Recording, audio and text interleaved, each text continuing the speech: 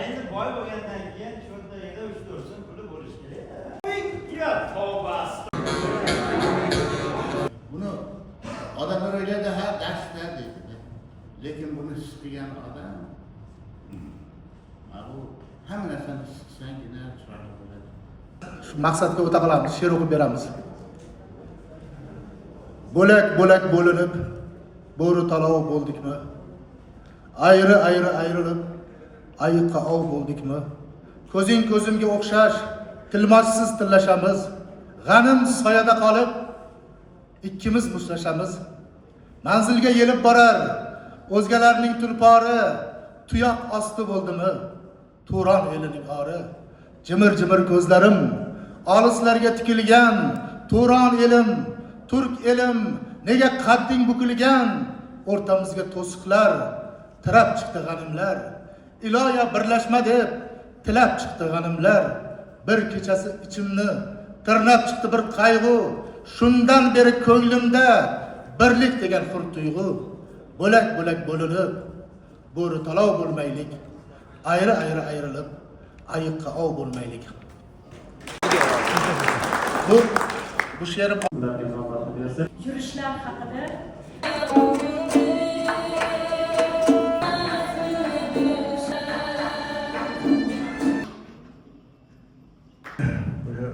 Boğalarını yurtiga surgun bo'lib Usmonxon borgan.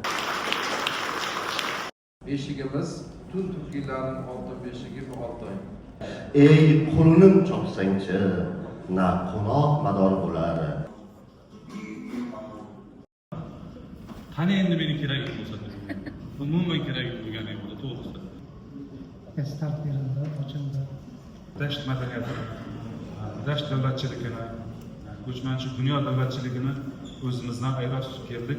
Bizlar kutgan kun, chunki Oltoy va Ozarbayjonga ekspeditsiya uyushtirganimizdan so'ng ana shularni bir haqida taassurotlarimizni yozgan maqolalarimizni, asarlarimizni, she'rlarni mana shu xalqqa tanishtirish bo'lyapti. Oltoy va Ozarbayjonga safar O'zbekistonda bir kutilmagan, ya'ni o'z ziyolilar va metsiyantlar birlashgan holatda tashkil etildi va Oltoyga bo'lgan safar yo'lda, mashinada davom ettirib 4000 kilometrdan ortiq masofani bosib o'tdik. Biz o'zbek xalqining tarixiga tutash bo'lgan nuqtalarni, turkiy xalqlarning tarixini va u yerdagi muzeylar, xalqning tilidagi so'zlar, folklor namunalari va moddiy va nomoddiy madaniy merosni ko'rib, o'zbek xalqining merosini bilan solishtirdik, o'rgandik. Juda katta taassurotlar bo'ldi. Mana safarga bir qancha vaqt o'tib, juda ko'p asarlar, she'rlar, film, hujjatli filmlar va ikkita jurnal paydo bo'ldi. Bu Bobolar izidan Oltoyga va Bobolar izidan Ozarbayjonga degan ikkita jurnalimiz, nashrimiz tayyor bo'ldi. Bunda shunchaki maqolalar emas, his qilingan, ko'rilgan taassurotlar aks etgan Oltoy va Ozarbayjon haqidagi rassomlar, professional rassomlar ishlagan kartinalar ham o'rin olgan. O'zbek xalqining bu ziyolilar birlashib mana shunday bir ekspeditsiyaga birlashgani va bu hali o'zining davom etadi. Bu yil Turkiyaga, keyinchalik esa Eron, Pokiston, Qirg'iziston, Mo'g'uliston kabi davlatlarga safarlar kutilmoqda. O'ylaymanki, bu jurnallarning davomi hali uzoq bo'ladi va bu xalqimizga juda katta bir o'zining ahamiyatga ega bo'ladi deb o'ylayman.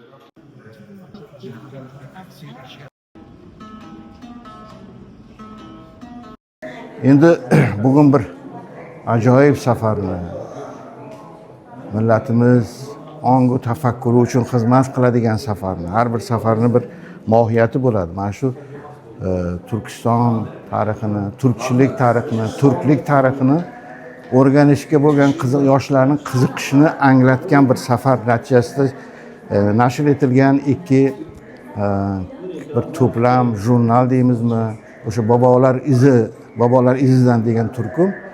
Bu davom etishini istayman bunday safarlar. Chunki turklarning izi qolmagan, izi bormagan dunyodagi kamdan kam mamlakatlar bor.